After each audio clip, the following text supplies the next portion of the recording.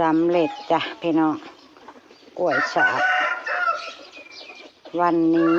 ของสองเอื้อยน้องโอ้ยมือนี่สวยงามอลามตาพี่น้องกล้วยแล้วก็ใหญ่คักเนาะมึงเนี่ยเต็มปากเต็มคำจะพี่น้องเพิ่งเสื่อมเสร็จสวยงามมากมากมึงเนี่ยแต่ละชิ้นแต่ละกีบสัมน้ำตาลพี่น้องเลยสวยอีลีมือนี่ย้อมหับว่ากล้วยเจ็บสวยแหงพี่น้องสบายดีรอบสวยพร้อมจ้ะสบายดีเพื่อสุขสุขคนจ้ายินดีต้อนรับสู่ช่องแม่น้องบอยคือเก่าคือเดิมจ้ะเสร็จจากสาบกล้วยกับเจี๊ยบแล้วกะสิพากันไปแจกกล้วยจ้ะพี่น้องมือนี่เนาะสิแจกในหมู่บ้านนี่แน่แล้วก็สิไปแจกบอนเพิ่นเฮ็ดถนนคอนกรีตบ้านเจซีอีกคือเก่าพี่น้องหา10 ถุงเนาะไปตามป้าบัวเจี๊ยบไปแจกกล้วยเด้อจ้ะมื้อนี้ว่าเจี๊ยบเพิ่นสิเฮฮาปาร์ตี้แบบใดไปกันจ้ะพี่น้องไปกันจ้ะพี่น้องนางฟ้าเตรียมกล้วยสิไปแจกแล้วจ้ะบ้านนี่สิไปแจกบ่อนนั้นเพิ่นเฮ็ดถนนก่อนเนาะเอ้ยเพราะว่าในหมู่บ้านเพิ่นบ่ได้ไปใส่ตอนนั้นยันเพิ่นเบิดเวลาเพิ่นก่อนยันเพิ่นเลิกลากันมันสิบ่ได้แจกเนาะพี่น้องถ้าเลือกก็มาแจกเขาบ่เลือกก็บ่ได้แจกตรงนี้จ้ะขอบคุณเด้อผู้ใหญ่ใจดีซัพพอร์ตกล้วยเจี๊ยบได้บุญได้กุศลหลายๆเด้อจ้ะพี่น้องได้บุญได้กุศลน้ำกันเด้อจ้าเจริญรุ่งเรืองให้รวยเด้อจ้าสุขภาพแข็งแรงเด้อเนาะแต่พื้นที่ยังก็บ่ได้ตามคือเอาสำนั้นแล้วเอาเต็มกระต้าแล้วก็โอเคได้เต็มกระทังนี่พี่น้องนี่เอาอีกจังหน่อยเพราะว่าเพิ่นหลายคนเดียวอยู่หั่น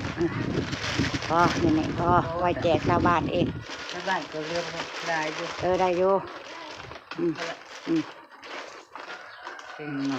จ้ะมันจะเก็บค่ะเท่านี้ไว้แจกนี่แบ่งพี่น้องแบ่งกัน2 บ่อนสิได้บุญกันทั่วเทิงเนาะคุณพี่เพิ่นผู้ซื้อก็ได้ให้ได้ทั้งคนทำงานเลยกับผู้เฒ่าในหมู่บ้านนำผู้เฒ่าเล็กเล็กน้อยหั่นแหละจ้ะพี่น้องนำกันส่วนหน้าสาวข่อยกับเพิ่นก็สิจัดถาออเดอร์มื้อนี้500นี่พี่น้องนี่กำลังจัดเตรียมใส่ถุงจ้ะกลับมาก็สิมาซอยกันแต่ตอนนี้ขออนุญาตไปแจกกล้วยก่อนให้หน้าสาวแจกเลยมืดคือลือพี่น้องยามันไปพี่น้องตามไปจะแม่นเจ้ายากแต่น้ำความงามเจ้านอเจมันสิบททันสมัยบทต่างเทนเจ้าเป็นเอาสิหามันมืดอยู่ในครัวโอ้เทนความงามของเรามันบ่เห็นพี่น้องเราอยู่สะท้อนแสงมาทางนี้ดูมาโชว์งามๆทางนี้ดูนี่ทั้งตู้แช่นี่นางมันโอ้ย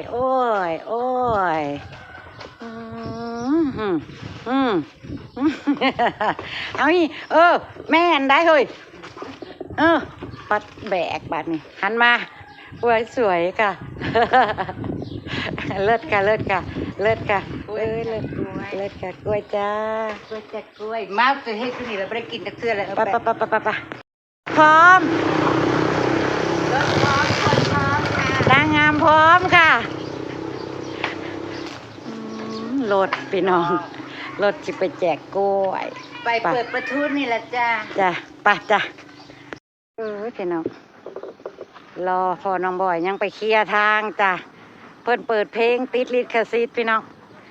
ก็เลยต้องให้พ่อน้องบอยเจซีพ่อรอเจซีที่มาช่วยแจกจ้ะเดินส่วนสนามถนนคอนกรีตดูนางงามถนนคอนกรีตอุ้ยพี่น้องอ่อนซ้อนแต่ว่าเราใส่ยังกะงามเลยพี่น้องเราหุ่นดีประบวกกันยังชมไปเลยกับไปจ้ะแม่บอกว่าต้องมาไปตามกันไปจ้ะไปพี่น้องตามเจี๊ยบหากินกล้วยเยอะทอดกล้วยน่ะเพิ่นประกาศเลยเพื่อทั้งเน่าไห้เพิ่นจะเอามาแจกโดยเด็กบอกเพิ่นยางมาแล้วพูระวังงัวเลยเด้อยางมาระวังยังไงใช่บ่มีงัวกลัวชกกับแซวถ้ามันไล่คนบุญก่อนใช้กับใส่ก่อนแล้วคนชกกับเจอแซวเลยพี่น้อง เฮ้ยงามหลายกล้วยกระแซบคนกระงาม โอ้ยหาใช้ได้น้องพี่น้องโอ้ยเด็กน้อยญาติเด็กน้อยญาติอีกแล้วแต่ว่าคนงามเหมือนนี้ยังเด็กน้อยญาติพี่น้องเพราะพวกเขาว่าเขาใจว่ะคนงามนะผู้ใหญ่นั่น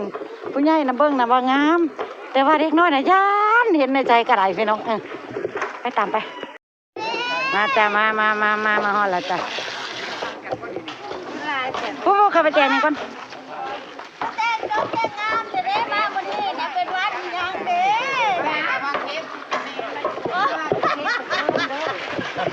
เจซีมาเลยจ้ะพี่น้องเทนได้ละนี่จะไม่จับงามทะเล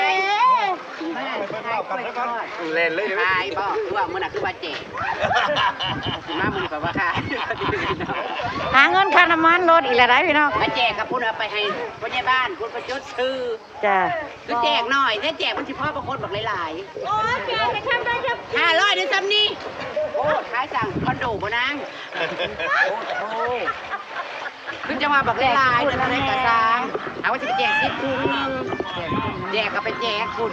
เขาเฮ็ดเบี้ยพ่อใหญ่บ้านเพิ่นกินบ่ได้ หยิบเลยคนละถุงพี่น้อง ร้อยแล้วเนี่ยหายไปย่าโมนี่พิษประวันว่าเนี่ย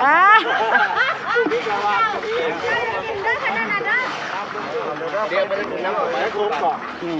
ขอบคุณเลยพี่น้องเลย น้อยกระดอ ลูกบ้านเลยเด้ก็กินได้ไป แม่กินไหม มันสิ โอ้ยเสียงดังในจังน้อยเด้อพี่น้องจ้าเพราะว่าเพิ่นกำลังทำงานกัน จะไม่มาจับงานเนี่ย อีหยัง จะงดน้ำด้วยกันผู้ใหญ่พะโล้นั่น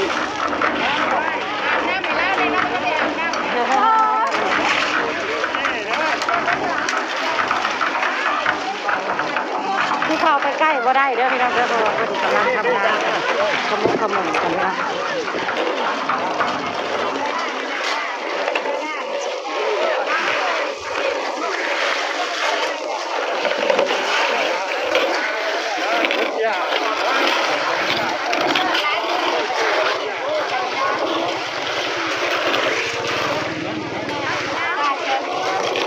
มาหาผู้หญิงโอ้ยยังไง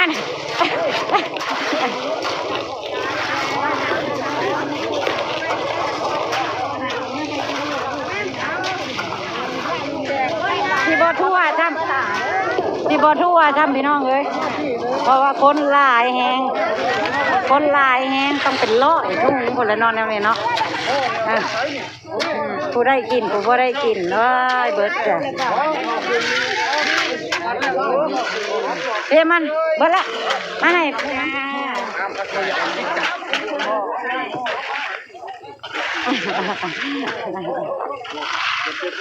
ทอดไม่ได้ทอดกล้วย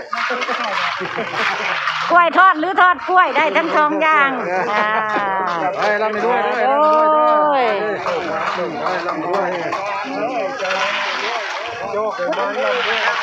บ่คู่จ้อยพี่น้องเอ้ยลุงผัดบ่ได้จ้ำโอ้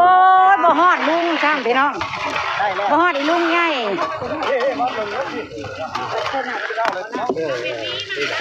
เอาเป็นวีผู้ไหนวะเป็นวีมาให้เลย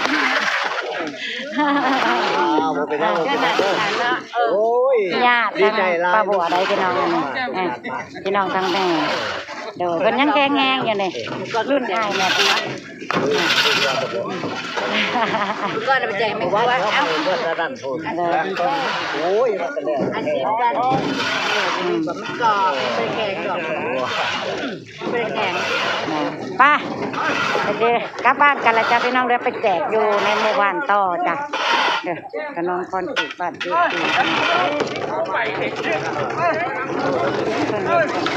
ไปทางใดแล้วจ้ะโค้งคืนแล้วจ้ะ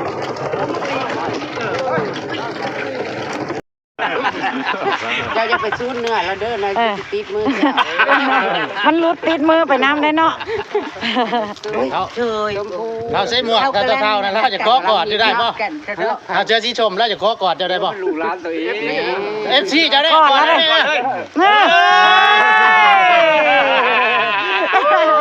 เอฟซีอย่ากอดเถอะ เฮ้ยน้องไอ้กับน้องลื่นกันบ่ได้ความสีดอกนี่นะก็ได้แล้วอันนั้น เล่าลิฟ รับไม่ได้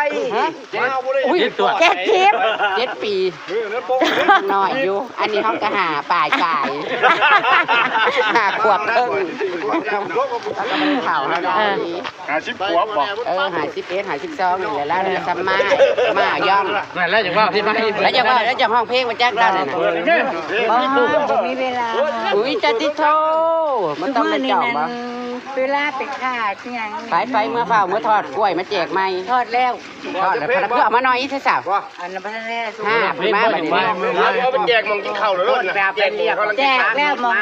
ตอนแรกเขากำลังจะไปกินข้าวหรือแจกไหม ดูโป้เอาแว่นเรียบ ข้อน่ะไปแจกมาแล้วเสื้อนึง เจีย อั บ นนี้เสื้อที่สอง เป็นเรียบอุดหนุน เสร็จแล้วจ้ะกลับมาเงินมาจานแล้วพี่น้องได้เท่าไหร่เอ้ย เกือบพอ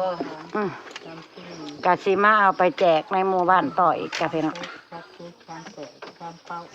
40พอดีโอ้เหลือ10ถุงจากสิพ่อออเดอร์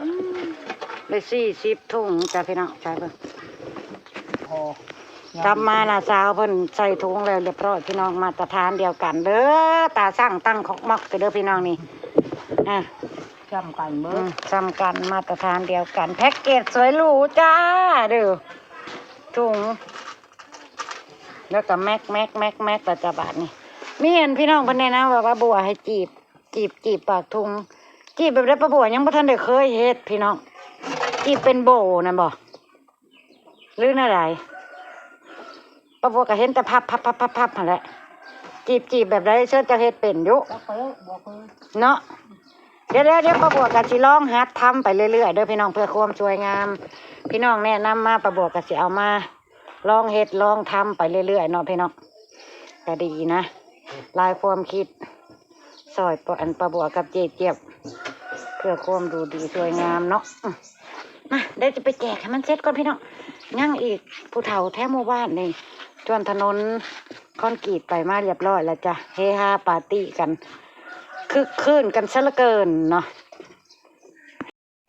มาต่อจ้ะพี่น้องต่อในหมู่บ้านจ้ะนี่ยังได้บัดนี่คุณนายไม่แดดเลยจ้ะทำไมค่อยเดินจังเลยเอาไปนั่งได้เบิร์ดมันนี่คือบ่มีคนบ่ เอาพัดพุด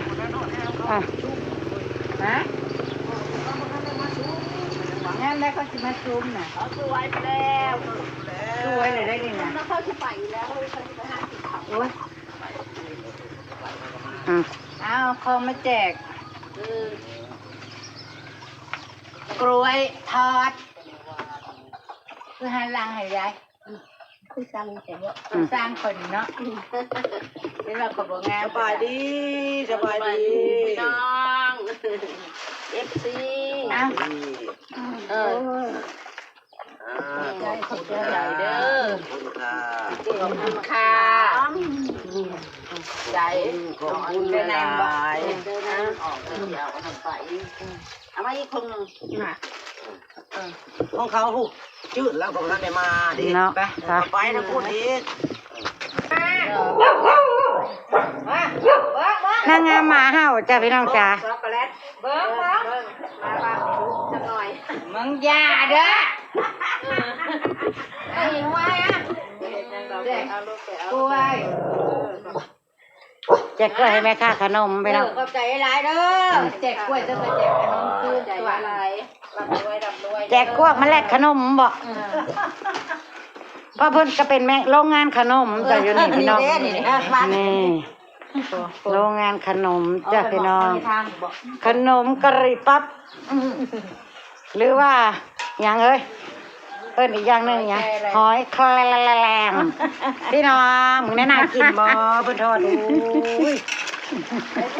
ป้าบัวก็เป็นลูกค้าเพิ่นคือกันเด้อนี่น่ะยามหิวน่ะเพิ่นทอดสู้มือเบิดสู้มือพี่น้องทอดสดๆขายกันสดๆนี่โดยแม่ค้าคนสวยเรียนจบมาจากต่างประเทศเด้อเฮ็ดขนมนี่เพิ่นว่าจ้าไป่ะว่าวหลายใหญ่ห้างเกเจี๊ยบรอฮ้อนแดดพี่น้องไปก่อนข้าวหน้าคอยซื้อข้าวนี่แจกก่อนจ้า มีแหงเด้อ ได้ให้คุณครูนี่คุณครูมาเลยนะ ขอบคุณหลายๆเด้ออยู่ดีมีแหงร่ำรวยเงินทองมาแจกกันร่ำรวย โดยเพิ่นผู้ผักมาแจกกันให้อยู่ดีมีแหงจ้า จ้าถูกจ้าถูกนี่คือแน่แจกก็มีแห้งแน่เว้าแนวนี้นะอันนี้ฮับมิจิลีนบ่เตอ ตายโลกกันแห้งบอกมันเดี๋ยวจะดื้อว่าสิได้มาเล่นเท่าน้อยอยู่แม่มันว่าอันโอ้ยบ่ได้สิแตกดอกแม่มันว่าไปหา มันตั้งเลยเท่าน้อยน้อยแอบจะปาไปแนมเลยอย่าปามันได้ยินเสียงรถเมื่อกี้มันว่ารถเจ็บมันบอกแข่งจะบ่เฮ้ย แห้งกันอันเด็กน้อยญาติไว้แห้งจะไปแจกให้เด็กน้อยพอดว่าแนวใดล่ะเจ้าบาทนี่มันย่านทั้งก็ต้องเฮ็ดดีกับมันว่าต้องย่านเอาขนมมาให้อีหล่าก็ว่ากันไปเนาะอันนี้เพราะว่ามันได้ยินเลยนี่ย่านยังเอาขนมมาให้จ้าเพิ่นน่ะเรียกเล็กงามนั่นมันดื้อโอ้ยมันบังพี่น้องมันมืดยายจะสูบดูแลให้มาให้ขวดแจกอยู่ในแฮนด์เบิร์ดใช่เนาะกล้วยทอดย่านบุมีแขวหย่ำได้เนาะขอบใจเด้อโดยผลเ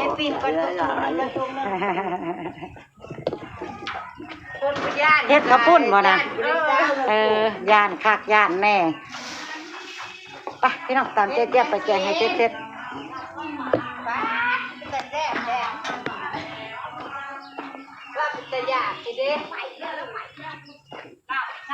หอมคุ้มหอมถวด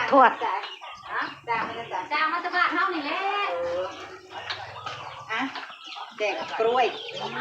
ขอบคุณหลายๆขอบใจหลายๆหลังไม่รวยใบช่วยจัดเพื่อช่วยจะเพื่อให้หลังไม่รวยบ่ซื้อหากินกะให้อยู่ดีมีแห้งเด้อเนาะดีมีแห้งจ้า